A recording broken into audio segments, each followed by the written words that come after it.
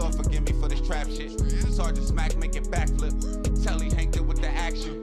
With the vital speaking Spanish. Frank Matthews how I vanish. Poof. Came back like I'm King Tut. Gold BBS is on a beamer. When Fat Cat was 10 queens up. Ball off the profit, not the re-up. Fly like Puerto Rican Jesus. Uptown like I'm Baby May. Just caught a touchdown from the bay. Well, what year and age you first went to jail? I first went to jail, I think I was 12 or 13 years old, you know. Yeah, I think it was in 1970. I think that was my first encounter, 69, 70, yeah. I got my records, I have to check them, you know, to be certain. So, like, what was home supervising like before you got out in the street? Well, my mother, she was amazing. I mean, she was a good mother. She did everything she could after my father passed to try to raise me, but I was, you know, my mind was set on the streets. You know, I was determined. You know, we went through a lot, different schools, me getting kicked out of different schools. I went to several schools. I went to Spain, Junior High, Barbara, Foch. I never made it to high school because I ended up going to the penitentiary before that, you know.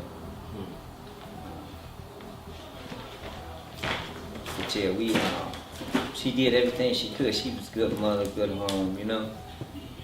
But she knew the streets because my father was from the streets. And she tried to detour me and my brother to go another way. That's why she moved out on Algonquin between Essex and Avondale, bought a beautiful home. But it just was in our DNA. You know, I don't think it was destiny and fate.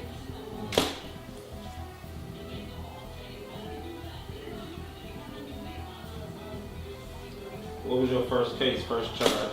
I mean, you know, the first real charge. Well, the first real charge, because you know I went to penitentiary twice. But I was doing little petty robberies with a friend of mine, Antone. And I went to prison for assault with intent to rob. I got sentenced in I think it was May of 1974 to 23 to 10 in prison, which was 27 months. But I had did so much time in the county jail because of the time that I got waived for this crime. When they brought me to the youth home, remember they kept me in the county jail because they had ordered, because they couldn't hold me there. But I stayed there and that good time kind of helped eat that up.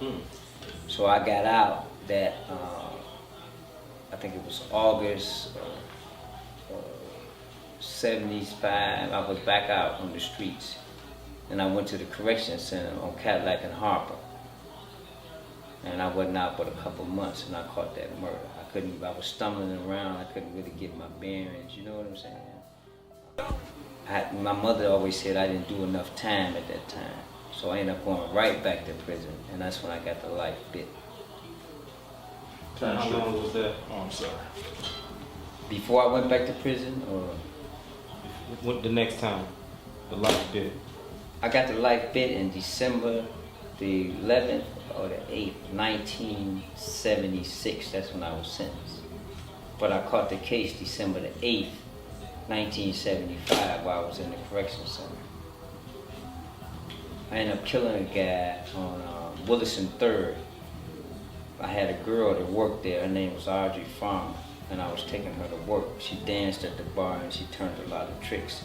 She was much older, you know, but I was dropping her off at work and I went into a confectionery store right across the street. When I come back out, I remember buying a couple Clark bars and I had a pistol on me, a 32 automatic.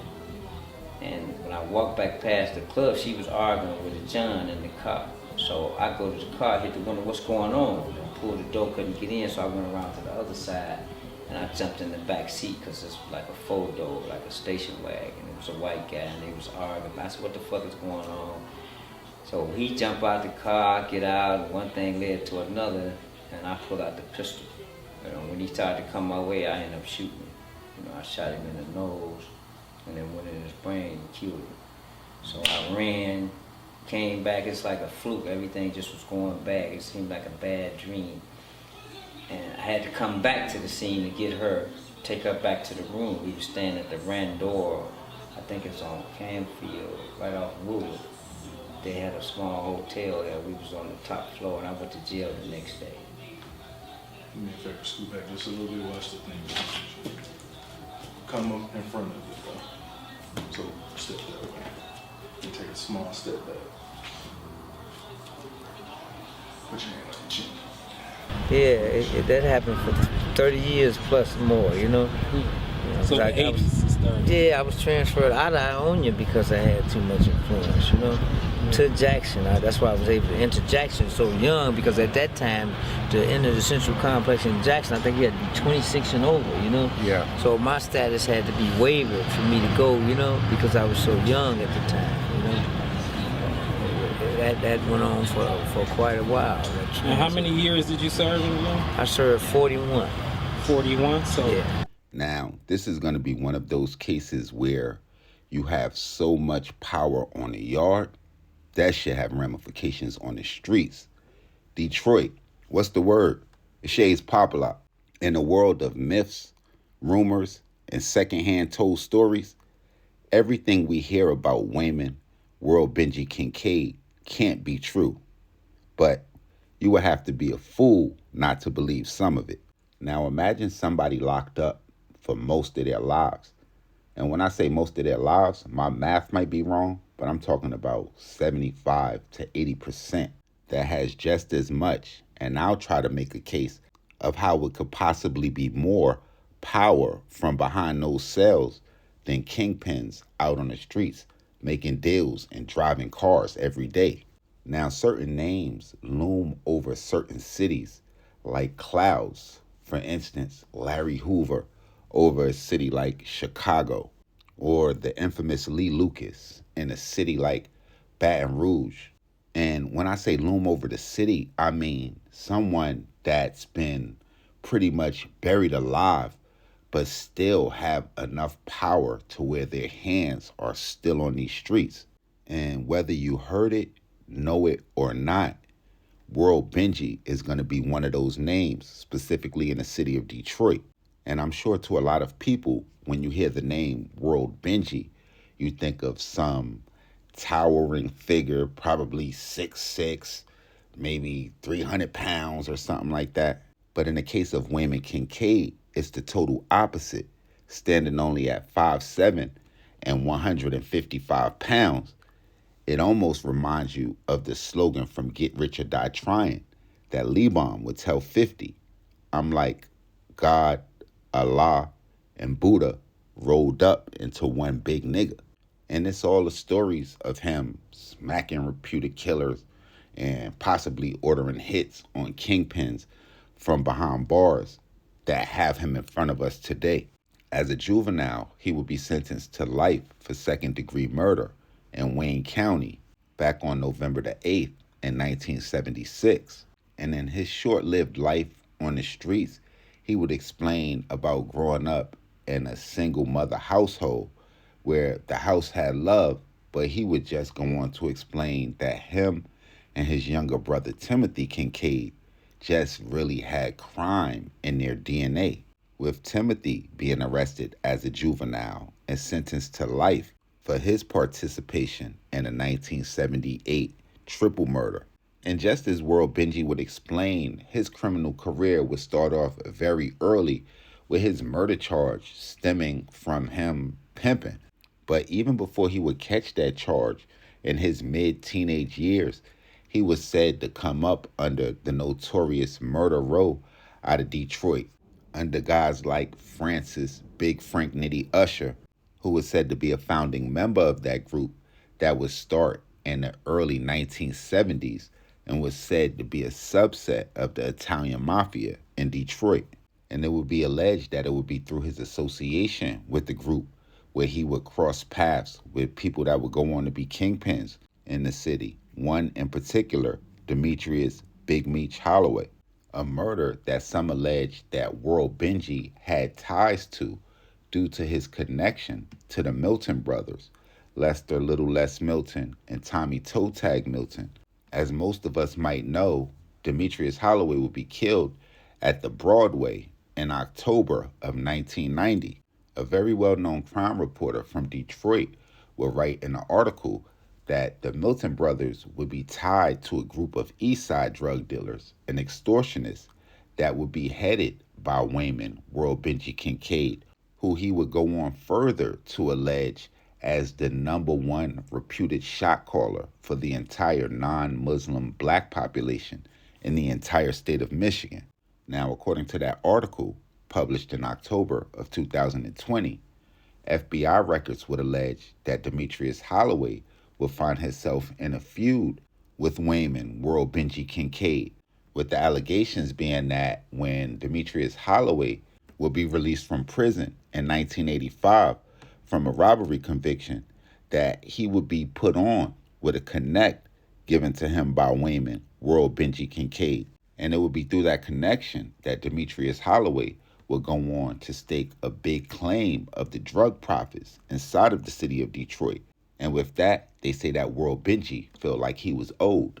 Now, Scott Bernstein wouldn't be the only person to make these claims. The son of another kingpin, Eddie Jackson Jr., would go on to double down on what Scott Bernstein was saying, even going as far as saying that he heard phone calls between the two. Waymon, World Benji would never be charged in that murder. And if anybody is wondering how somebody behind bars could possibly order a hit on one of the biggest kingpins in the city, all you have to do is watch any interviews or anybody really speaking on Waymon, World Benji Kincade's power from behind those walls, with numerous people stating that the Detroit Department of Corrections would routinely move him from prison to prison so he really doesn't gain that much power in one particular facility. And he would explain how he would even use that to his advantage, because he would pop up in facilities where nobody even expected him to come or be at, almost making him like a ghost. And almost like the stories we hear about guys following people like Malcolm X and Martin Luther King at peace treaty rallies and different things like that. Waymon, World Benji Kincade, is explained as a guy just like that, really having a joystick controlling people that's coming home and being released every day. And with that power, that's just going to make you a very, very dangerous person. He would end up being paroled from his second-degree murder charge sometime around 2016 or 2017, but his stint with freedom wouldn't last long, as he would be arrested thereafter shortly on a parole violation. And in a situation where you can't help but come home institutionalized, it reminds me all too well of a situation that I see with some of my close friends, cousins, and uncles, where they just feel more comfortable doing the bid. Now, this is going to be the part where if we had anybody that seen this firsthand or was behind them walls, we definitely need y'all in the comment box. I definitely want to hear what stories that y'all done heard from him slapping killers and him directing shit this way and that way. Y'all get down there in the comment box. Y'all run it up. Y'all make sure y'all hit the red bell and subscribe button right under this video so y'all know when this real trill spill shit is dropping. Y'all let me know what cities we need to go to, what stories we need to tell, what I missed, what I got wrong, all of that. Tap in directly. IG, Twitter, POP_A_LOT, Detroit. We appreciate y'all rolling out the red carpet. Y'all know we gonna be back ASAP. It's Shay's Popalot. Salute the almighty mob.